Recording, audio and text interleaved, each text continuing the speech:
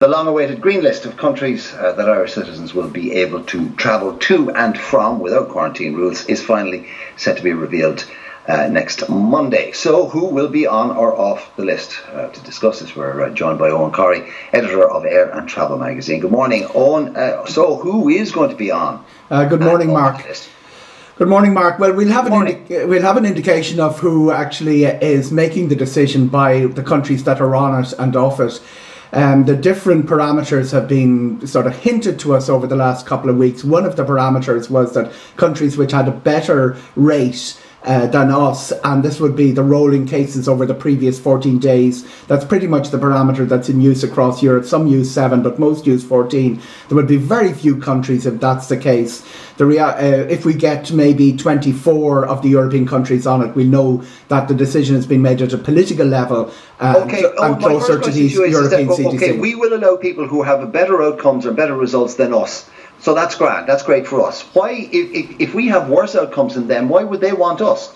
If we followed the international, well, that is another question, and we have been making those lists. For instance, Hungary drew up a list last Sunday where they excluded quite a few countries, but we made the list. The UK did not. It's easier to say. It's quite simple who's not going to be on it. It's quite clear. Sweden.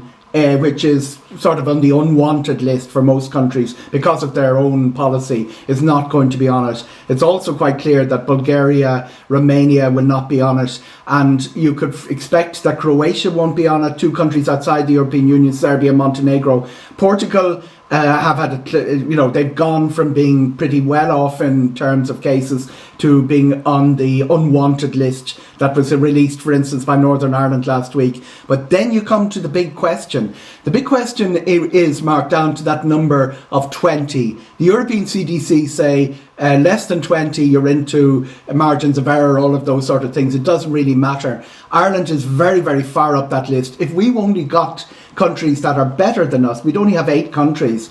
And there are 2 sun destinations on that, Malta and Cyprus, the 3 Baltic countries. Finland would be in there. Norway, not in the European Union, but that would be there as well. And Hungary would be there. They're not significant enough in terms of our air links to even merit drawing up a green list.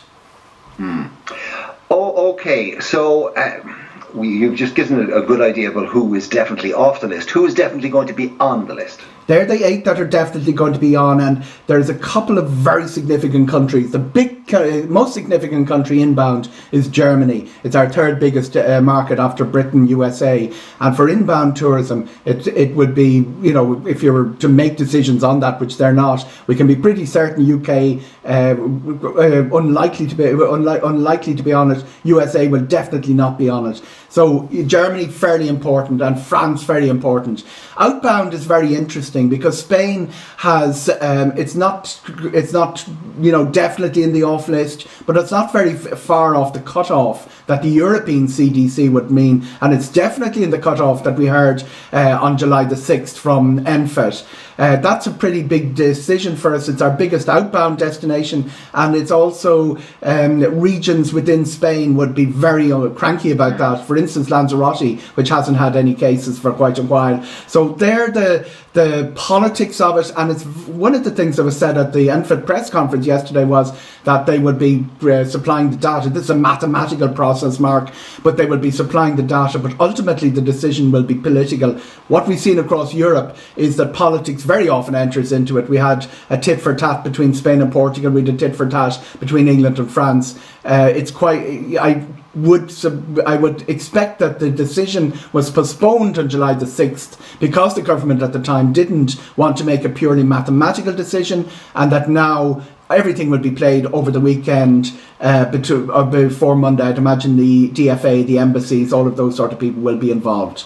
Okay, right. We'll get our list on Monday. We'll know where we can go and who can come here. What is the travel and the airport experience going to be like, particularly for Irish people, say going to Germany or going to Spain or whatever?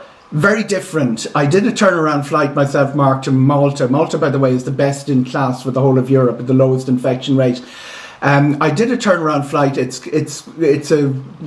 involves wearing a mask through the airport. That's advised, not enforced. but it is enforced on board. I was on a Ryanair flight and somebody who removed the mask was called out, not by name or seat number, but when they put the mask back on again, they were thanked. The airlines are serious about this because the EASA safety standards require them to do that.